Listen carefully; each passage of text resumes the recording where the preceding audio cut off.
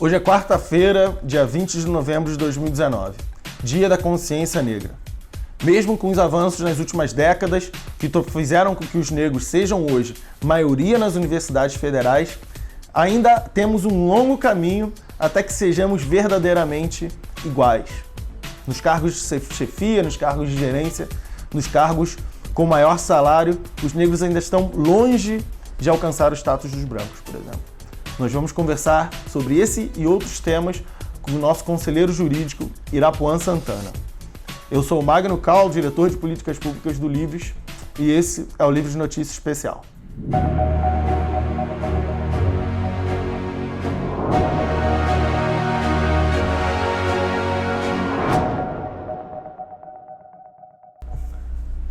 Hoje é dia 20 de novembro, Dia da Consciência Negra, e a gente está aproveitando a visita aqui do nosso consultor jurídico, Irapuan Santana, para ter uma conversa sobre o tema.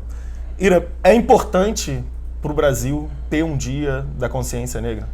Por mais que surjam várias manifestações contrárias, eu acho que é importante sim, pelo simples fato de haver uma diversidade de manifestações contrárias e por ser um tabu no Brasil, a gente falar sobre a questão racial, porque sempre fica naquele mito da democracia racial, né, vinda pelo aquele livro do Casagrande e Senzala, quando na verdade a gente não vive de uma maneira tão harmônica e em paz assim, até porque a gente tem na nossa sociedade um recorte racial que é palpável, assim, é muito concreto quando a gente começa a olhar os dados socioeconômicos, né? Então, eu acho que é importante a gente refletir a respeito do racismo no Brasil, obviamente não só sobre no dia 20, mas especificamente dando um simbolismo maior para o dia 20, né? E aí, uma outra questão que as pessoas falam, mas a gente já não tem o dia 13 de maio, né? O dia 13 de maio, geralmente... Você já tem um dia, pô, não precisa de 2 dias, não. Dois. E aí, primeiro que no dia 13 de maio as pessoas falam mais sobre a escravidão, como é que foi, porque a princesa Isabel foi lá, assinou a Lei Áurea, aquela coisa toda, e que as pessoas achavam que todo mundo era cativo, era escravizado no dia 12 de maio, no dia 13 estava todo mundo livre, né? E a gente tem todo um papel histórico para desempenhar no dia 13 de maio, para demonstrar, inclusive, que a princesa Isabel não tem um papel tão importante assim quanto as pessoas demonstram. E no dia 20 de novembro, a gente tem uma outra questão que eu tenho defendido isso, que é do protagonismo negro na história, né? A partir da força do próprio movimento mesmo negro, que se demonstrou, colocou o Dia da Consciência Negra como um outro dia para se colocar ali, a tirar um pouco da influência branca na história desse protagonismo, para trazer para quem realmente, de fato, contribuiu para isso, né? Então, é bom a gente relembrar algumas pessoas que durante toda a história foram até embranquecidas, como o Machado de Assis, até Santos Dumont, né? Então é importante a gente ter essas outras referências, é bom a gente começar a falar de referências e da atualidade também para a gente falar sobre o futuro. Ainda é um tanto difícil para o movimento negro no Brasil politizar, vamos dizer assim, a questão racial, dado que a maioria de nós cresceu com a ideia de no Brasil a gente convive em paz, dado que em outros países a questão sempre foi um pouco mais conflituosa, talvez, ou visivelmente conflituosa. Você vê nos últimos anos uma capacidade melhor dos movimentos de pautarem essas questões, ou você acha que a força desse mito da democracia racial ainda é forte o bastante para silenciar esses movimentos que tentam pautar a questão racial no Brasil? Você tocou num ponto que eu acho que é bem bacana, que é falar que aqui no Brasil é muito mais tranquilo do que em outros países. A gente teve o apartheid institucionalizado na África do Sul, a gente teve nos Estados Unidos as pessoas falando na sua cara que não gosta de você, né? Mas a separação através da legislação, né? Você aqui, você ali e tal. E no Brasil era meio que... No Brasil, no Brasil não precisou dessa institucionalização porque ele já existia naturalmente, né? É só a gente passar, o que eu brinco geralmente, o teste do pescoço. Passa em alguns locais e procura por negros, e aí você vai ver que vai ter um ou dois, né? Ou então nenhum. É muito comum a gente ver isso. Conforme a gente vai subindo na escala econômica, a gente vê menos negros e vice-versa. Mas sobre essa questão, eu acho que o movimento negro ele tem um problema, que é a questão da partidarização, né, de se colocar. Se você é negro, você necessariamente tem que ir para algum partido de esquerda, porque o partido de esquerda é o que faz valer os nossos direitos, enfim. E aí vem uma outra questão, que é novamente como que a parte branca toma o protagonismo da questão racial no Brasil. Um exemplo disso é das cotas, né? As cotas raciais, que falam que foi o PT que instituiu. Para o PT instituir as cotas raciais, a Educafro ficou algemada no Palácio do Planalto, né, para fazer eles instituírem as cotas, e fala que foi o PT. Não foi o PT, foi o próprio movimento negro, né? Não se fala que nos Estados Unidos que foi o presidente, que eu não sei qual foi o presidente na época, mas que foi o presidente que instituiu lá os direitos civis. Foi o movimento negro, né? E aqui a gente tende a colocar sempre na mão do Lula, da Dilma, enfim, de qualquer um, menos do movimento negro. E quando coloca o movimento negro, ele está sempre atrelado ali à questão de esquerda, e que fica por isso mesmo, né? E o negro que não é de esquerda acaba sendo um pouco branco. Capitão do Mato, né? O negro da Casa Grande, e enfim, acaba sofrendo um outro tipo de discriminação também, né? A gente tem exemplos aqui do Fernando Holliday, né?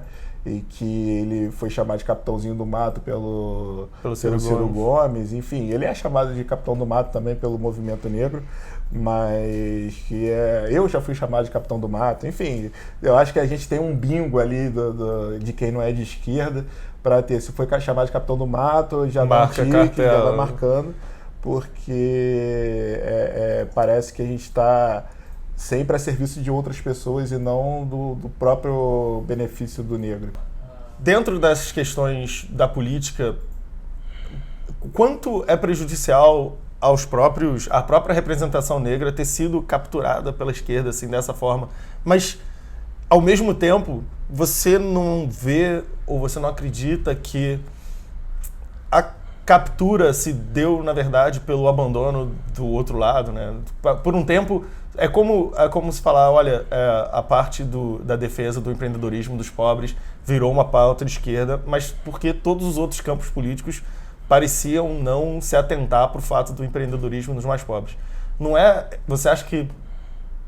Minha ideia é que isso é, na verdade, um resultado de que os outros campos políticos evitaram debater a questão de políticas públicas, da questão da desigualdade com os negros por muito tempo, e aí sobrou para a esquerda. Como você vê, por que você acha que essa pauta virou tão identificada com um único grupo político, a ponto de, se você não se conforma com toda a pauta daquele grupo político, você se torna mais branco ou menos negro? A gente tem aí uma captura do discurso, né? Que eu acho que, na verdade, é o que mais me deixa chateado com a esquerda, que ele fica no discurso e quando vai para a prática isso não acontece. E a gente tem aí alguns exemplos de que, por exemplo, no governo PT, a gente continua com o índice de mortalidade dos jovens negros absurdo, e ninguém fala nada a respeito disso, não se muda uma política pública para se modificar esse quadro, e fica por isso mesmo. E aí, quando as pessoas perguntam para mim sobre essa questão, eu geralmente cito o Malcolm X, que ele falou que ele ficou a vida inteira na parte norte dos Estados Unidos e que as pessoas tinham um pouco mais de educação na hora de serem racistas, né? Mas que ele preferia alguém que falasse na sua cara, olha, eu não gosto de você porque você é preto, do que alguém que fingisse gostar de você e... Fingir que te tratava como igual, mas na verdade... Exato. E aí eu acho que muitas das pautas da esquerda pegam isso no discurso, colocam isso para rodas de conversa, mas na hora de fazer alguma coisa, de botar a mão na massa, não fazem. E aí são eleitos a partir disso, utilizam essa questão identitária, mas não fazem na prática. Eu acho que isso ainda é pior do que alguém que chega da direita e fala, eu não gosto disso, essa é uma pauta que não diz respeito a nós, enfim, e deixa por isso mesmo, e a gente que lute por nós mesmos, né?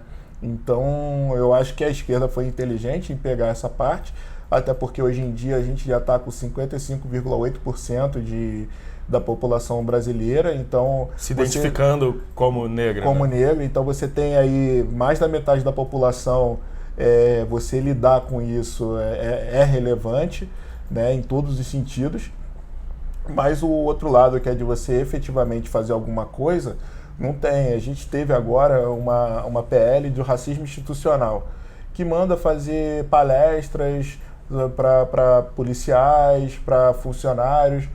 Assim, é um negócio que as pessoas colocam como se fosse uma coisa que fosse modificar realmente a realidade, quando na verdade só quer dizer que está fazendo alguma coisa. É um pouco ajudar as pessoas a serem racistas com um pouco mais de educação.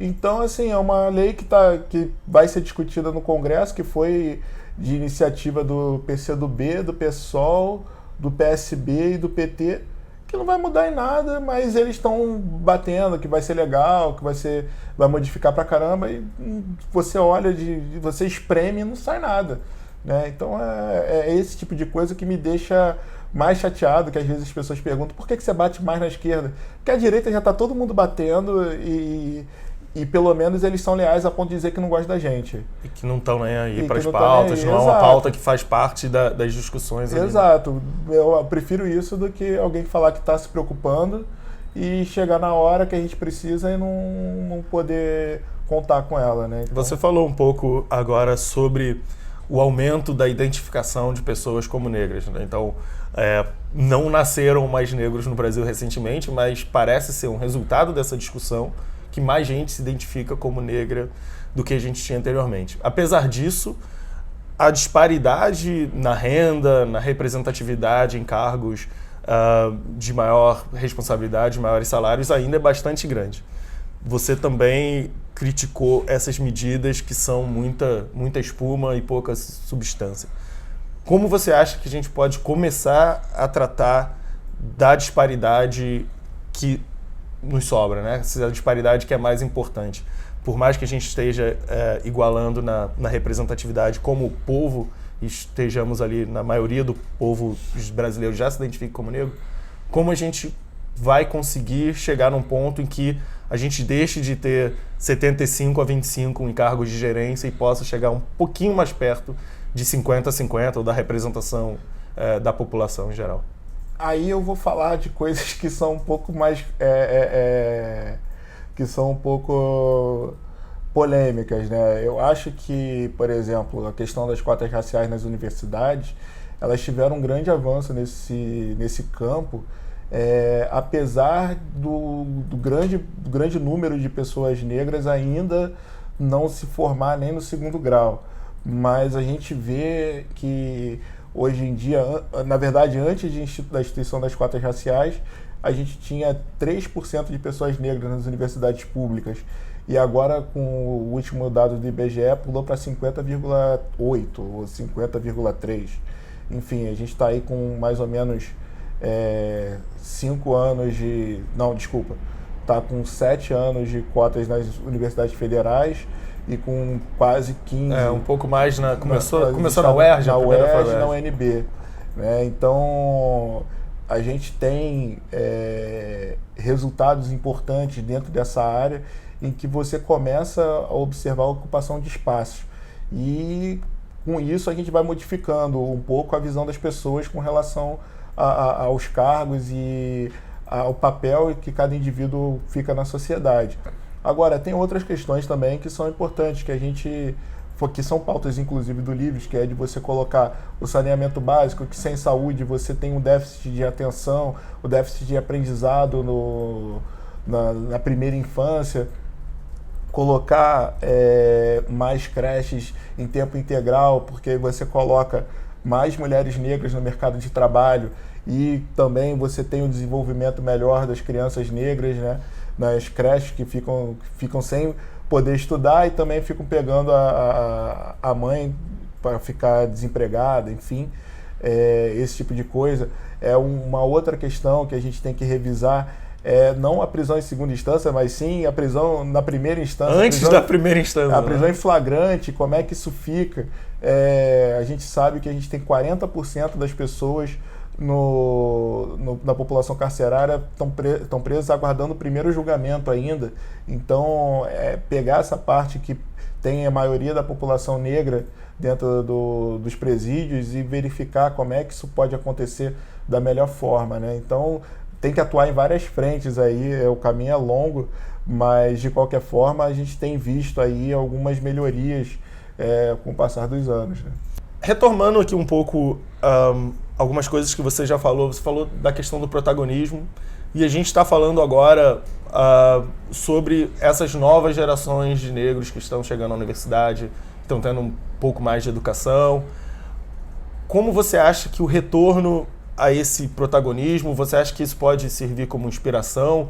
Como você vê no próprio movimento negro, em outras iniciativas, a tentativa de resgatar esses heróis negros, essas figuras que podem servir de inspiração, de dizer, olha, nós já fomos protagonistas da história, nós contribuímos com a história do Brasil e ainda temos o que contribuir. Você vê importância, é uma bandeira histórica, você vê importância nisso para o futuro, para essas pessoas que estão chegando agora? Representatividade é muito importante, né?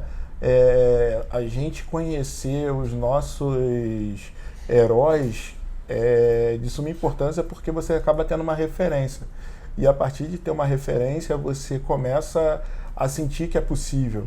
Então, por exemplo, ter um Joaquim Barbosa como primeiro presidente negro da história do Supremo Tribunal Federal, ter o Luiz Gama, que libertou mais de 500 pessoas escravizadas, né, por uma lei específica. Ele chegou e falou, cara, olha só, as pessoas que chegaram depois dessa lei, elas são reconhecidas como não escravizadas. Então ele conseguiu isso, apesar de de não ter sido reconhecido como advogado. Isso, ele só foi reconhecido como advogado no ano passado, no ano retrasado, pela OAB aqui de São Paulo. Então, ter essas figuras importantes, eu acho que é primordial, porque a criança que está começando, ela precisa ter um ídolo não só no esporte ou na arte, mas também na intelectualidade. E a partir daí a gente ter que recontar a história como ela de fato aconteceu. E você acha que ter alguém que se pareça com você é realmente importante? Sim, com certeza. Ter essa referência para poder progredir, eu acho que é importantíssimo. Quando eu cheguei no Supremo, a primeira coisa que eu queria era encontrar o ministro Joaquim Barbosa. Uhum. Né? E foi muito importante para mim no dia que eu o conheci, porque eu tirei a foto, mandei para minha mãe tem lá, imprimiu e colocou lá em casa. É uma emoção indescritível quando você vê uma pessoa que se destacou dentro daquela área que você escolheu seguir, né? E é uma coisa que realmente dá força para você continuar, e sabendo que essa pessoa enfrentou muito mais problemas do que você vai enfrentar na sua vida, né? Porque é o que eu geralmente falo, os abolicionistas, eles não tinham praticamente nada e conseguiram acabar com a escravidão. Hoje em dia a gente tem vários instrumentos do direito, vários diplomas legislativos que ajudam a gente a poder enfrentar isso de uma maneira mais efetiva. Então a possibilidade da gente ter um sucesso maior é muito grande. E a partir daí eu sempre tento trazer essa narrativa de esperança para as pessoas, porque ontem eu fui o primeiro negro para o Supremo. Hoje em dia tem mais, né? E a partir daí a gente consegue ir caminhando, né? Então, isso fica para as pessoas. E uma coisa que eu acho que é bacana é porque o que tem acontecido hoje em dia não é simplesmente, você foi ao Supremo. As pessoas estão conseguindo ser as primeiras da família a ter um nível superior, a pessoa chegar lá e falar, não, meu filho virou doutor. Aí isso passa para a vizinha, o filho da vizinha ela vai ouvir, olha só, o filho da fulana virou doutor, você também vai virar. Né? Então isso tem um efeito cascata, tem um efeito de reverberação que eu acho que é muito importante. E aí, voltando um pouco até no tema das cotas, quando as cotas entraram em debate e foram instituídas há 15 anos, como você disse, eu me lembro de muita oposição à política, muitos argumentos de que era um puxadinho, que era uma esmola. Você acredita que hoje, quando a gente já tem 15 anos da implementação, a gente já tem resultados, a gente já tem muita gente formada, você acha que as cotas ganharam debate definitivamente? Ou vai ser uma coisa, um ponto que vai precisar ser sempre debatido, porque alguns, apesar da evidência, o ranço que a gente tem ainda é muito forte, a gente vai precisar sempre... Vai ser uma política pública bem sucedida que vai precisar ser para sempre defendida, porque as pessoas ainda têm dificuldade de lidar com a evidência? Quem pode te falar sobre isso é aquela deputada da Bahia do PSL que entrou com um projeto de lei para acabar com as cotas raciais e deixar somente as cotas sociais. A gente tem que debater isso sempre, porque as pessoas sempre vão perguntar, mas por que cota racial e não social? E aí a gente tem que falar, olha, o branco, quando ele sobe na vida, ele fica de boa. O preto, quando sobe na vida, ele continua tomando dura da polícia, ele continua sendo alvo de racismo e toda essa estrutura que a gente tem falado aqui no nosso programa de hoje. Então, além da gente ter caminhado, né, bastante em relação à questão da população, fazendo um comparativo de pessoas que estão estudando naquela faixa de idade normal, né, que entre 18 e 24 anos, os brancos eles têm 80% das pessoas estudando no curso superior certinho, e a gente não tem, a gente tem metade disso.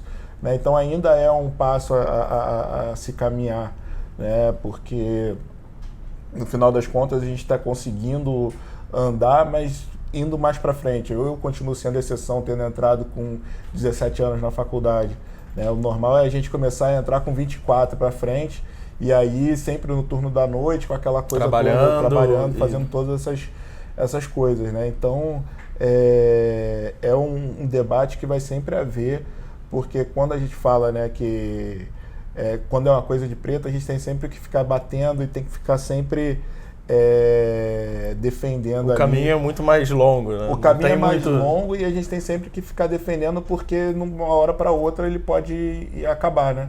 Então, como a gente fala da democracia, que é um exercício diário, a questão da cidadania negra também eu acredito que seja. E uma questão interessante, o Irapuan estava falando um pouco da representatividade, e para a gente que trabalha aqui no Livres é uma questão muito interessante sobre o Irapuan. O Irapuan está sempre nos nossos vídeos, está sempre aqui falando no Livres Notícias, e a gente recebe de muitos outros associados negros mensagens de: nossa, que legal o Irapuan, eu gosto muito do Irapuan, sempre que o Irapuan está aí. A gente teve o associado que conseguiu não servir o exército por objeção de consciência, e ele sempre escreve pra gente: o Irapuan é meu ídolo, adoro o Irapuan. E então a gente vê na prática aqui o quanto é importante alguém conseguir ver alguém que tem uma história parecida com a dele, que enfrenta os mesmos desafios, e que hoje é visto como um representante deles. Então é um debate muito, muito presente aqui pra gente. Para finalizar, eu gostaria de saber de você como você projeta os próximos desafios. Qual que você acha, onde você acha que estão os próximos? É na violência policial? É na mortalidade, que ainda, como você disse antes, é muito diferente? É no mercado de trabalho? É na educação? Quais são os próximos?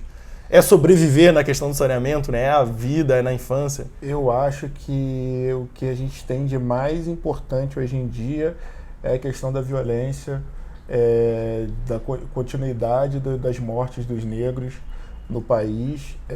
A gente teve, em 2017, segundo o Atlas da Violência, foram 62 ou 65 mil mortes no total no Brasil, que é um absurdo completo. E quando a gente vai olhar com recorte racial, a gente coloca 50 mil negros, né, mortos no ano, o que dá 140 negros por dia. É um avião caindo todos os dias. Eu acho que esse índice absurdo de mortalidade é o principal ponto que a gente deve debater hoje em dia. E não só debater, mas como bater realmente. Que a gente eu pelo Educafro, eu ingressei com uma ação na Corte Interamericana de Direitos Humanos e na ONU para realmente questionar esse tipo de política pública em que a gente mata simplesmente 50 mil pessoas e fica... Não, estendendo um pouco aqui, conta pra gente, conta pro pessoal que está assistindo, eu conheço o caso, mas conta pro pessoal que está assistindo o Livre de Notícia um pouco sobre essa ação que você ingressou. Então, essa ação ela foi o seguinte, a gente tem, a partir desse recorte racial que a gente fez, a gente observou como que está a política de segurança pública no país. E a gente vê que não necessariamente a queda na criminalidade ela está diretamente condicionada à questão do aumento da violência policial. E que a gente continua todos os anos batendo recordes de assassinatos, né, de mortes por homicídio. E a partir daí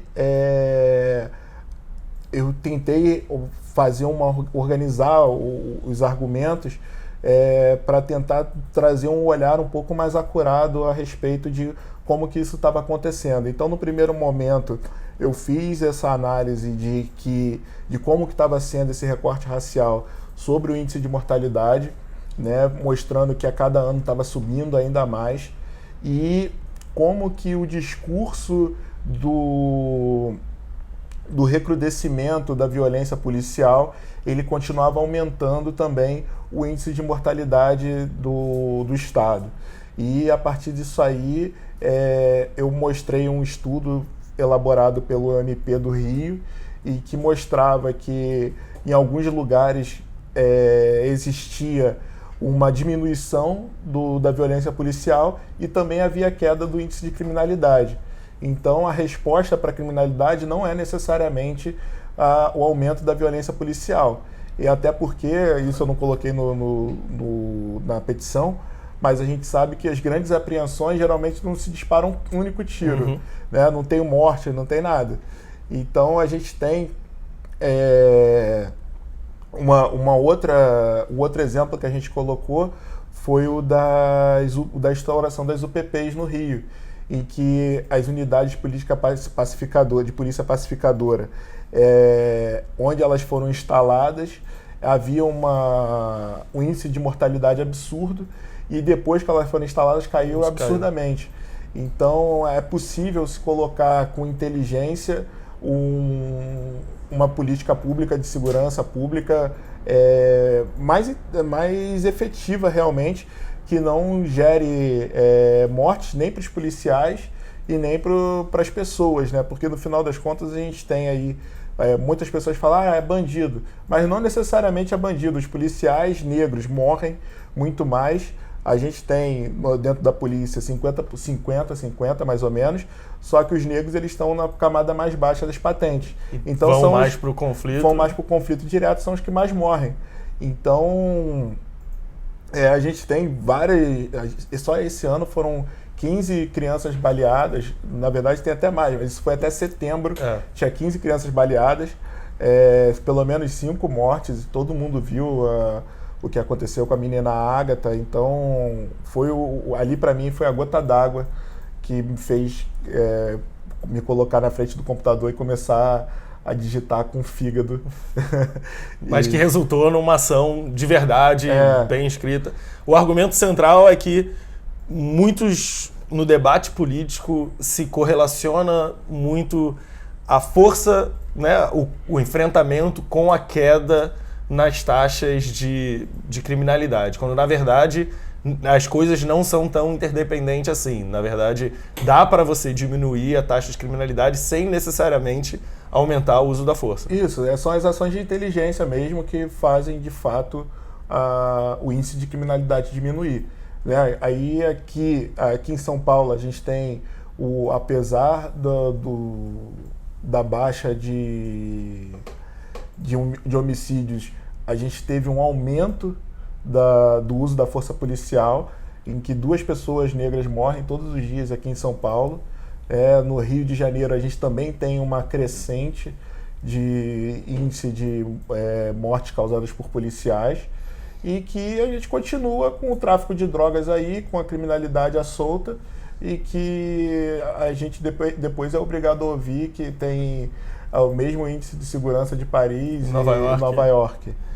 Então, realmente foi uma das coisas que eu tentei fazer aí pela população e por mim mesmo, porque eu acho que é um dos principais problemas esse alto índice de mortes que a gente tem e que impacta em toda a população. O Carlos Góes, ele chegou a fazer um estudo sobre o impacto da violência na geração de economia. Quanto custa para a economia um assassinato? Exato. E aí a gente chegou a mais ou menos 5 bilhões de reais de prejuízo, né, que se deixa de gerar com as mortes dos negros todo ano, né? Então é um número absurdo esse. Não, é uma coisa que a gente precisa se lembrar todos os dias, né? Que na hora do enfrentamento todo mundo fica pior, todo mundo morre. Não só o bandido, mas é o próprio policial, é a pessoa que mora ali na região. É uma ilusão que a gente tem de que é um filme, né? Que o bandido é morto e nada acontece e a gente matou o malzinho. Não, e mesmo o bandido, né? A gente sabe que a pena de morte não foi instituída no Brasil. Né? Então, assim, ainda que tenha...